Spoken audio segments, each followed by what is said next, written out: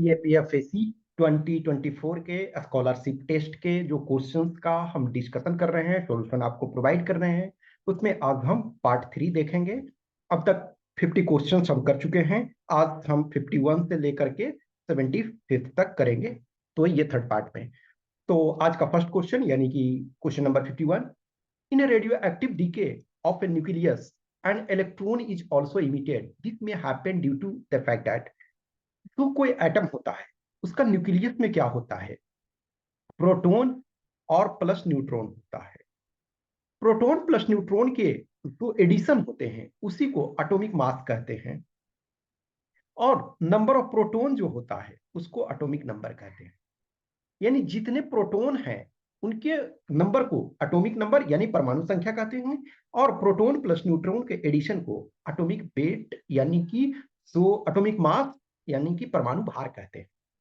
आप जानते हो कि प्रोटॉन जो है पॉजिटिवली चार्ज पार्टिकल है, और न्यूट्रॉन जो है न्यूट्रल है, और इलेक्ट्रॉन जो है वो निगेटिवली चार्ज है। अब ये देखो, इसमें से इलेक्ट्रॉन इमिट हो रहा है, तो इमिट कैसे होगा? Electrons are present inside the nucleus, तो ऑलरेडी हमने देखा कि न्यूक्लियस में प्रोटॉन और न्यूट्रॉन होते हैं, इलेक्ट्रॉन तो होता नहीं है, तो फर्स्ट स्टेटमेंट आपका गलत हो गया। सेकंड है, N electron is created at the time of conversion of A neutron into proton. अब न्यूट्रॉन न्यूट्रल है, और यदि प्रोटॉन में कन्वर्ट हो रहा है तो प्रोटॉन पॉजिटिवली चार्ज है, तो इसको बैलेंस करने के लिए एक इलेक्ट्रॉन निगेटिवली चार्ज, तो यही आंसर होगा। एक और चीज देखना कि प्रोटॉन है, प्रोटॉन का मास जो होता है वो लिटिल लेसर होता है न्यूट्रॉन से, तो न्यूट्रॉन का यानी कि जब ब्रेक हो रहा है तो प्रोटॉन और कुछ एक्स्ट्रा मास और है, तो कुछ तो एनर्जी में कन्वर्ट हो जाएगा, और कुछ जो है आपका इलेक्ट्रॉन में कन्वर्ट होता है। इलेक्ट्रॉन, यदि इलेक्ट्रॉन देखो ऐसे, तो प्रोटॉन के तुलना में और न्यूट्रॉन के तुलना में नेग्लिजिबल मास है, तो न्यूट्रॉन है उसका जो है जेम्स चैडविक ने इसका खोज किया है। ओके, तो बी आपका सही है। अब ये electron is created at the time of conversion of a proton into neutron, नहीं, ये रिवर्स है, ये नहीं है। Electrons need to be emitted for conversion of momentum, conservation of momentum, तो बी इसका correct answer. Question number 52 same, एक तरह से इसमें न्यूक्लियर एनर्जी से रिलेटेड आपका है कि जो एटॉमिक रिएक्टर होता है, एटॉमिक रिएक्टर में क्या होता है, न्यूक्लियर जो फ्यूजन रिएक्शन करते हैं, ओके, तो उसमें से क्या होता है कि हैवी जो ये हैवी न्यूक्लियस है वो ब्रेक होता है और छोटे न्यूक्लियस में टूटता है, तो उसमें से हैवी वाटर चाहिए वो एटॉमिक रिएक्टर को। ये किस लिए चाहिए होता है? तो वो उसको एक तरह से ये कूल कर रखने के लिए और प्रोसेस को चालू रखने के लिए। तो ये क्या होता है, deionized water, no, an oxide of heavier isotopes of oxygen, तो ऑक्साइड्स ये नहीं है आपका, ये सॉरी सॉरी, ऑक्सीजन नहीं, ऑक्सीजन तो सेम है, ऑक्सीजन सेम है, ये हैवियर ये आइसोटोप ऑफ हाइड्रोजन का ऑक्साइड है। तो ऐसे नॉर्मल वाटर क्या होता है, H2O होता है, लेकिन इसमें क्या होगा, D2O। ओके, तो ड्यूटेरियम ऑक्साइड ये हो जाएगा, तो ये डी इसका करेक्ट आंसर है। 53 नंबर, ये हिस्ट्री का क्वेश्चन है। Consider the following statements about subsidiary alliance. Subsidiary alliance जो है बेलेजली ने, ये बेलेजली जब आप आए 1793 से 1798 तक ये बेलेजली रहे। ओके, सो बेलेजली ने इसको ये एक्सपेरिमेंट किया, यानी कि जो इसके बाद ये लॉर्ड कार्नवालिस हैं, उसके बाद एग्जैक्ट डेट देख लेना, exact I am not sure, but मेरे अनुसार शायद ये होगा, चेक कर लेना एक बार। तो जब वो आए तो उसके बाद उन्होंने सब्सिडरी अलायंस का ये मतलब होता है कि सब्सिडरी अलायंस में जो ब्रिटिशर्स थे उन्होंने कहा नेटिव जो प्रिंसेस थे कि आपको अब अपने फोर्स रखने की जरूरत नहीं है, फोर्स हम प्रोवाइड कराएंगे, आपका कुछ भी, तो हमारा एक रेजिडेंट होगा, रेसिडेंट, वो आपके यहाँ रहेगा और वो फैसले लेगा, और कुछ भी बहुत सारे रेस्ट्रिक्शंस एक अनुसार देखा गया कि हम आपको सिक्योरिटी प्रोवाइड करा रहे हैं, लेकिन ये एक तरह से, तो ये it was formally framed by Lord Wellesley, तो ये सही है। Nizam of Hyderabad was the first princely states to sign the subsidiary alliance with British, ये सही है, तो दोनों स्टेटमेंट सही है, तो सी इसका करेक्ट आंसर है। क्वेश्चन नंबर 54 है, consider the following statements related to cyclone, anticyclone and trade wind.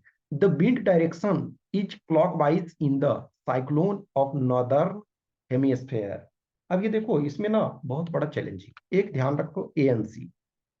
ANC ध्यान रखोगे तो आपको ध्यान आ जाएगा। अब ये मान के चलो अपना अपना जो आपको लगता है। एएनसी, एएनसी यदि ये करो, इसका मतलब cyclone northern hemisphere anti clockwise. तो देखो, ये साइक्लोन है, नॉर्दर्न हेमिस्फेयर एंटी क्लॉकवाइज होना चाहिए, तो ये क्लॉकवाइज है तो गलत हो गया। Cyclone northern hemisphere anti clockwise. अब देखो इसको ऐसे इधर से चलो, anti cyclone northern hemisphere clockwise, या तो ऐसे रखो, anti cyclone northern hemisphere clockwise, cyclone northern hemisphere anti clockwise. तो फर्स्ट गलत हो गया, यानी कि फर्स्ट जो है आंसर में हमारा शामिल नहीं होगा। तो जिसमें जिसमें फर्स्ट है उसको हटा दो। अब ये देखो, हमारा सेकंड को देखने की जरूरत नहीं, अब हमारा थ्री और फोर, तो फोर दोनों में है, थर्ड देखने की कोशिश करो। The wind direction is anti clockwise in the anti cyclonic of southern hemisphere. तो देखो, एएनसी के अनुसार तो जो एंटी साइक्लोन है नदर्न हेमिस्फेयर में क्लॉकवाइज है, तो सदर्न हेमिस्फेयर में क्या होगा, एंटी क्लॉकवाइज। इसका मतलब ये सही है। Both westerlies and trade winds originate from सब ट्रॉपिकल हाई, ये भी सही। तो 3 और 4 ए हो गया। अब ये देखो, the planetary wind that blows from north east to north west is known as north east trade. तो ये एक्चुअली है north east to south west, वो जाना जाता है। तो ये सेकंड गलत, तो 3 और 4, तो ए इसका answer. Question number 55, movement of outer electrons in the inner orbit of an atom. Normally क्या होता है, ये आपका एक एटम है, इसके कई ऑर्बिट हो सकते हैं डिपेंडिंग ऑन कि किस लेवल का ये है। तो अब मान के चलो कि किसी भी एटम में एनर्जी दोगे तो आउटर इलेक्ट्रॉन में जाएगा, फिर इनर आएगा तो एनर्जी रिलीज होगा। अब एनर्जी रिलीज होगा तो उसके साथ क्या होगा, ये आपका एक्सरे, एक्सरे में एनर्जी होता है, हाई फ्रीक्वेंसी है, तो वो रिलीज होता है। तो डी इसका ये आंसर है। नेक्स्ट, एनसीईआरटी से ये ऐसा हमने डायरेक्ट ये लिया था। Jawaharlal Nehru grandfather Gangadhar Nehru was Kotwal of which of the following city. जो जवाहरलाल नेहरू के दादा गंगाधर नेहरू थे, वो कहाँ के कोतवाल थे, तो दिल्ली शहर के कोतवाल थे। तो डी इसका करेक्ट आंसर है। Question number 57, consider the following statements about urbanization in India. Urbanization के संबंध में कह रहा है कि since the time of census started percentage of urban population has been continuously increasing. No, ये लगेगा कि सही है। इधर देखोगे कि इंडिपेंडेंट इंडिया में ऑलवेज इंक्रीज हो रहा है, लेकिन बीच में आपके कुछ टाइम ऐसे हैं, खास करके ये आप देखोगे 1911 से 1921, इस ड्यूरेशन में आपका कम होता है। तो कुछ पीरियड में आपके थोड़े कम हो जाते हैं, लेकिन पोस्ट इंडिपेंडेंस इंडिया में हमेशा ये बढ़ता रहा है। ओके, तो ये ऑलवेज नहीं है। एज पर 2011 census percentage of people living in urban area is 36.3, no 31 point something है। ओके, तो ये भी गलत है। तो दोनों गलत है, तो डी इसका करेक्ट आंसर होता है। Question number 58, the representation in the Rajya Sabha includes member directly elected by citizens. No, Rajya Sabha में इनडायरेक्टली इलेक्टेड होते हैं। तो फर्स्ट स्टेटमेंट गलत है, तो ये अभी हट गया। अब ये देखो, 2 है 3 है, 2 और 3, तो दोनों हमको जानना होगा। Members indirectly elected by citizens through their representatives, yes सही है। Members nominated by president of India, दोनों सही है। तो सी इसका करेक्ट आंसर हो जाएगा। क्वेश्चन नंबर 59, हाउएवर ये साइंस का क्वेश्चन है, लेकिन न्यूमेरिकल मैथमेटिक्स आपको यूज करना है। The radius of hydrogen atom is 10 to the power -10 metre. तो ये कह रहा है कि 10 टू द पावर -10 मीटर है, यानी इसको 1 एंगस्ट्रॉम बोलते हैं। Number of hydrogen item necessary to have a length of 1 nanometre.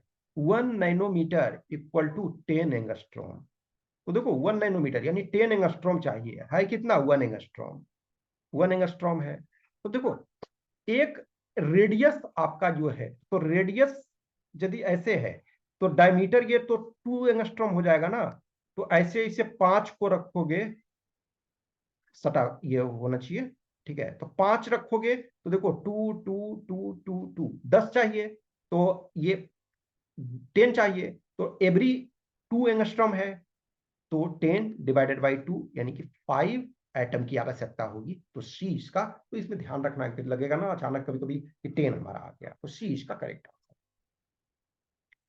Question number 60 ये भी एनसीईआरटी से डायरेक्ट आपका लिया हुआ है कि चितपुर बाजार, चितपुर या चितपुर जो भी कह सकते हो, which was located at the border of black and white town in which of the following city? black and white town का मतलब एक तरह से कह सकते हो ना मलिन बस्ती, और एक जहां ब्रिटिशर्स वगैरह रहते हैं। हर शहर में देखोगे जो अंग्रेजों के टाइम के एक मॉल रोड आपका होता है या सिविल लाइंस होते हैं, तो कुछ ऐसे एरिया होते हैं जहां अच्छे जो हाई क्लास के लोग रह रहे थे इनिशियली। आज के डेट में आप कोई भी कहीं रह सकता है, ठीक है, आपके पास फाइनेंशियल पावर है, आप कहीं भी रह सकते हो। लेकिन उस समय ये था कि डिफरेंट अरेंजमेंट। तो ये जो चितपुर बाजार था वो उसके किसके सीमा पर स्थित था, किस शहर में ऐसा था, तो ये कलकत्ता। तो ये इसका बी हो जाएगा, एनसीईआरटी में आपका ये डायरेक्ट दिया हुआ है। 61 नंबर में है which of the following is are concern with the supreme court of India. Supreme court जो है इंडिया में जुडिशियरी जो है यूनिफाइड जुडिशियरी है। उस यूनिफाइड जुडिशियरी में सबसे पहले लोअर कोर्ट है, फिर हाई कोर्ट है, फिर सुप्रीम कोर्ट है। लोअर कोर्ट में भी डिफरेंट ये सेगमेंट्स हैं, लेकिन वो यूनिफाइड है।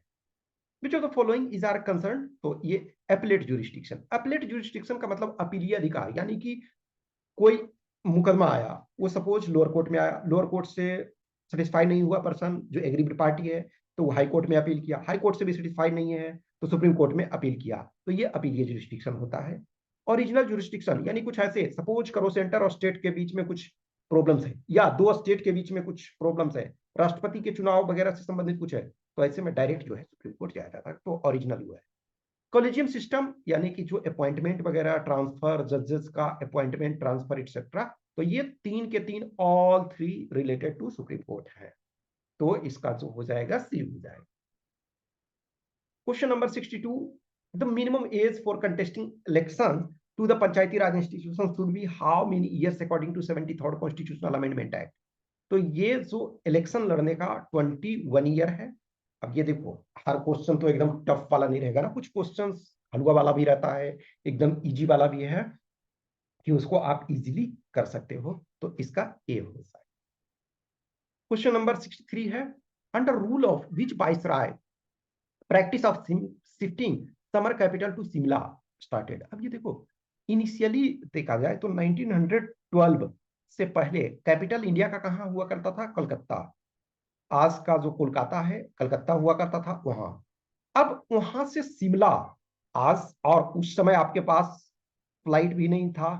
अब ट्रेन से जाना, आज आप नॉर्मल आज भी सोचो, आप राजधानी एक्सप्रेस को छोड़ दो या शताब्दी एक्सप्रेस या इस टाइप के नॉर्मल कोई भी ट्रेन में चलो, और आज तो बहुत सारी सुविधाएं हो गई है, बहुत सारी चीजें फैसिलिटीज हो गई है, तब भी आपको कोलकाता से शिमला जाना बहुत परेशानी की बात होती है, और उस समय जाना। तो ये किसके टाइम में किया गया था, जॉन लॉरेंस के समय किया गया था। जॉन लॉरेंस के टाइम में ये डिसीजन जो है 1863 में लिया गया, और शायद 1864 से ये रेगुलर, यानी कि दो बार आपको, एक बार आपको समर में आप जा रहे हो शिमला तो मजा आ रहा है, फिर आपका समर जैसे ही इंड हो रहा है फिर आपको कोलकाता आना पड़ रहा है, तो दो बार, यानी कि और वो भी लाव लश्कर लेकर के चलना है ना, सामान साधु सामान, तो ये इसका correct answer. Question number 64, which one of the following are the objectives of says act 2005। ये देखोगे कि सेज एसईजेड जब मनमोहन सिंह प्राइम मिनिस्टर थे तो ये एक्ट आया था।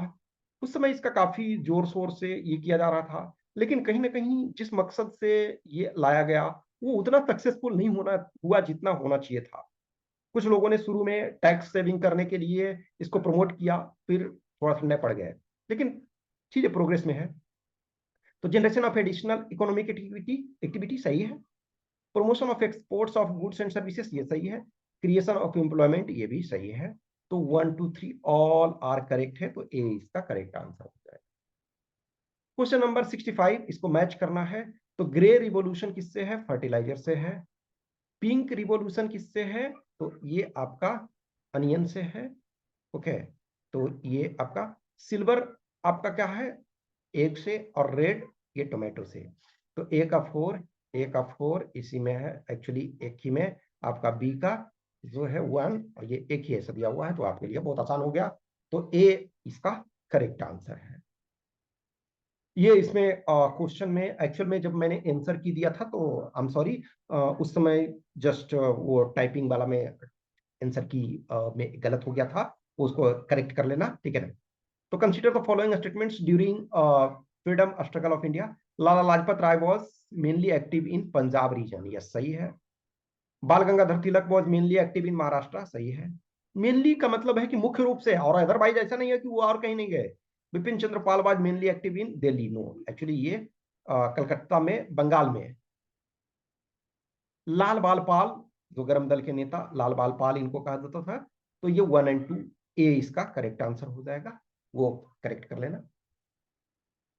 Question number 67, at the Calcutta session of the Indian National Congress INC held in 1906 the flag of Swaraj for India was unfurled by। तो उस समय जो कौन थे उन्होंने ये किया, तो ये अपने थे दादा भाई नौरोजी। दादा भाई नौरोजी को grand old man of India कहा जाता है, इंडियन फ्रीडम स्ट्रगल के ग्रैंड ओल्ड मैन कहा जाता है। और ये 3 टाइम या 4 टाइम, एग्जैक्ट एक बार चेक करना पड़ेगा, 3 या 4 टाइम्स ये कांग्रेस के प्रेसिडेंट रहे। और इन्होंने ड्रेन ऑफ वेल्थ जो है बुक लिखा, तो ये इन्होंने काफी इनके बारे में आपको जानना चाहिए। तो बी इसका करेक्ट आंसर है। Question number 68, which of the following statements are not correct regarding the non cooperation movement in the towns। जो कह रहा है कि नगरों में, शहर की बात ये कर रहा है। Only the upper caste and the rich to part in the movement, तो ये नोट करेक्ट है। तो ये नोट करेक्ट है, यानी कि only upper caste and rich, no, common man भी बहुत सारे लोगों ने पार्टिसिपेट किया, तो ये गलत है। तो गलत है तो ये आंसर में शामिल आपका होगा, यानी 1 आंसर में शामिल। Council elections were boycotted even by the justice party of Madras, no, other party ने ये किया, लेकिन जस्टिस पार्टी, जो मद्रास की जस्टिस पार्टी, एक्चुअली इसका एस्टेब्लिशमेंट 1916 में हुआ था। तो ये है, ये आपका मुदलियार जो थे, सीएन मुदलियार, ये इसके फाउंडर थे, तो इन्होंने बाइकआउट नहीं किया, तो ये भी गलत ये हो गया। तो इसका मतलब ये भी आंसर में शामिल होगा। Thousands of students left government controlled school, headmasters and teachers resigned and lawyers gave up their practice, yes ये सही है। तो 1 और 2 जो है गलत है, तो सी इसका आंसर हो जाएगा। Next 69 number, consider the following statements about Mahatma Gandhi. Mahatma Gandhi के संबंध में कह रहा है।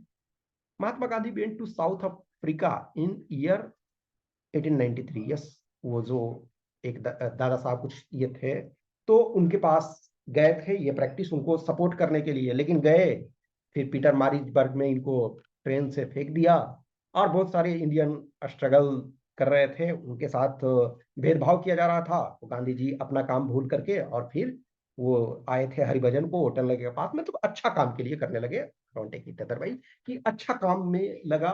और भारत को इसका, जो कहते हैं ना कि मोहनदास करमचंद गांधी को इंडिया ने भेजा साउथ अफ्रीका, और साउथ अफ्रीका ने उन्हें एक तरह से महात्मा गांधी बना करके भेज दिया।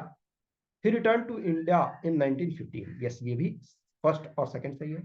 His first major public appearance was in March 1916 during opening ceremony of BHU। Actual में देखो ये स्टेटमेंट, ये बहुत सारे जो स्टूडेंट्स थे सिर्फ इस चीज के लिए, ये फरवरी है। समटाइम क्या होता है ना, माइनर सा भी आपको, ये जस्ट अननेसेसरी कम्प्लेक्स इस क्वेश्चन को बनाया गया, ये मैंने बनाया इसको अननेसेसरी कम्प्लेक्स, आई नो, क्योंकि यही चीज पकड़ने के लिए कि समटाइम जैसे प्रैक्टिस करते हो तो कुछ हर क्वेश्चन को प्रॉपर तरीका से, इसी वजह से कहता हूं कि हर चीज को देखो।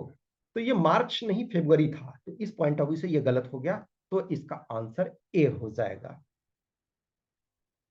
नेक्स्ट क्वेश्चन नंबर 70, ये स्टेटमेंट है कि a body moving in a circular path is acted upon by the centripetal force। तो यस, जो centripetal force as well as centrifugal force लगता है, तो यस ये स्टेटमेंट सही है। नेक्स्ट आपका है, centripetal force acting on the body is doing work to keep it rotating on the circular path. Actually circular path पर ये हेल्प नहीं करता, ये कर्व पाथ पर हेल्प करता है। जो सेंट्रीपेटल फोर्स है कर्व पाथ पर मेनली हेल्प करता है, लेकिन इसके साथ सेंट्रीफ्यूगल फोर्स लगता है तब वो सर्कुलर पाथ पर ये। तो फर्स्ट सही है, सेकंड गलत है, तो सी इसका करेक्ट आंसर हो जाएगा। Question number 71, heat given to a body which raises its temperature by 1 degree centigrade is known as, ये डेफिनिशनल आपका टर्म है कि किसी भी तो एक बॉडी है उसका टेम्परेचर यदि आप 1 डिग्री सेंटीग्रेड से बढ़ा देते हो और जितना उसमें एनर्जी लगाना पड़ता है उसको थर्मल कैपेसिटी कहते हैं। अब थर्मल कैपेसिटी कहते हैं तो डिफरेंट सब्सटेंसेस का डिफरेंट थर्मल कैपेसिटी होगा ना।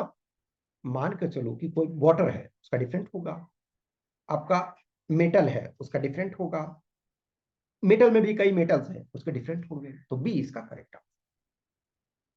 क्वेश्चन नंबर 72 फैक्चुअल इंफॉर्मेशन है। Which of the following are the correct parameters for the common domestic power supply in India.